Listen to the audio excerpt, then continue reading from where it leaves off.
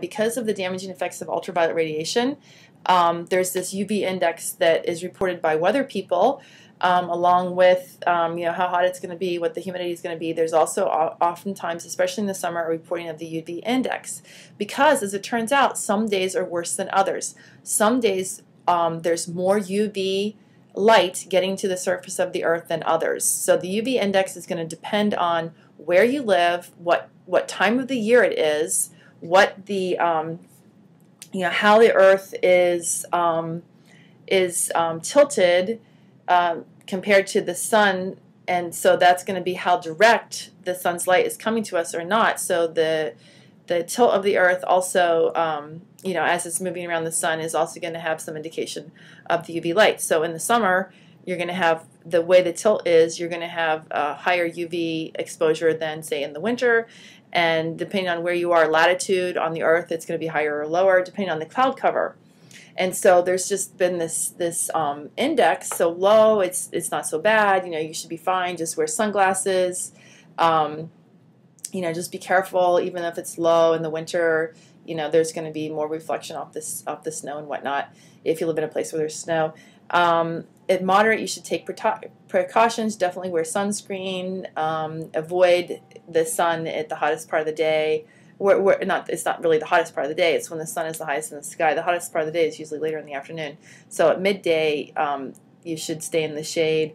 And then it just goes to extreme where, it's just very, very dangerous, and you can get UV damage in a very short amount of time. All right, so that's the UV index. It's color-coded, and there's a number associated with it. So you can kind of gauge, how long should I allow myself to be exposed to the sun on this particular day. I could be outside doing yard work or whatever, playing outside, and be fine for hours and hours, or if it's an extreme situation, you best avoid the out of doors or keep yourself covered up one way or the other. All right. Now, the reason why we have this UV index is because of this awareness that skin cancer, especially the deadliest type of skin cancer called melanoma, has been correlated with people's exposure to ultraviolet light, UVB region light. And what they found is over time that the skin cancer rates have increased. And you can see that in black males and females, the skin cancer rate has been pretty constant, but in white males and females, the skin cancer rate has increased, white males the most, over about 30-year time span from about 1972 to 2002 or 74 to 2004. And you can see the rate of cases of melanoma versus per 100,000 people has increased, and it's statistically significant. The amount it has increased over time. Now, just because, let me just say something, just because the incidence of melanoma has increased more for white males than black males or females, it doesn't mean that people of darker skin don't need to worry about melanoma. As it turns out, even if your skin is dark, you have more natural protection versus from the ultraviolet light, but the cases of melanoma that occur in people with darker skin are actually more deadly. So like the death rate is higher for people with darker skin than lighter skin, and people aren't sure why. It could be that it's harder to detect, less noticeable, and then until it's too late, or there's the amount of ultraviolet light that's getting to those people is more damaging, so the cancer is more severe, a higher stage of melanoma cancer than in the white population. So just because the rates are lower doesn't mean that it's not more deadly. It is. So both people of dark skin and light skin need to be mindful of their exposure to ultraviolet radiation and take the same types of precautions, wearing sunscreen and or clothes that cover, especially like hats or sunscreen on your ears and your face, places where your skin is exposed more to ultraviolet radiation. But anyway, the bigger question here is why is it that the cases of melanoma are increasing over this particular period in time? So what's going on with the ozone or with the ultraviolet light that's causing people to have more skin cancer?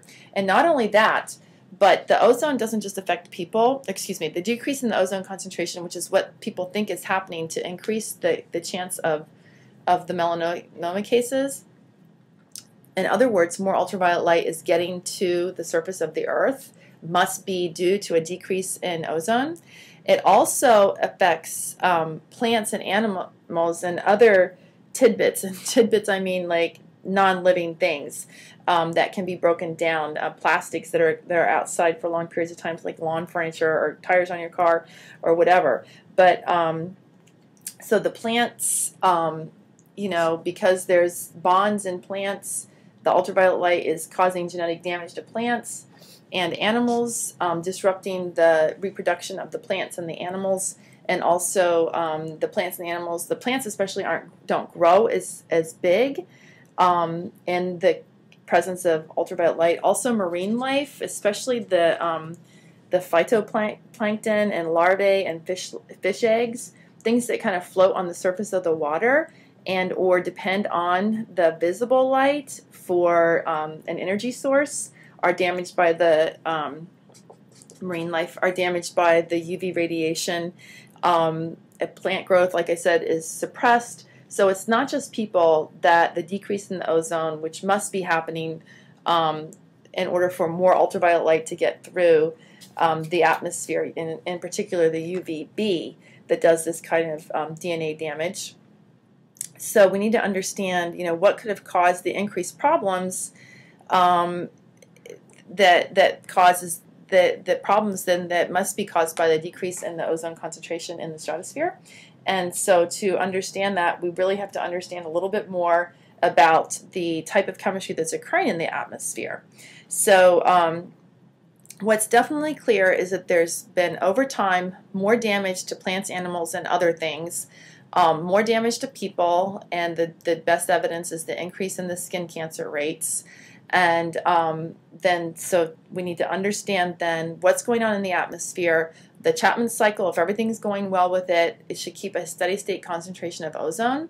So we need to understand the chemistry of the atmosphere at the next level to try to figure out, you know, what kind of chemical change is causing a decrease in the ozone, which therefore is increasing the ultraviolet light.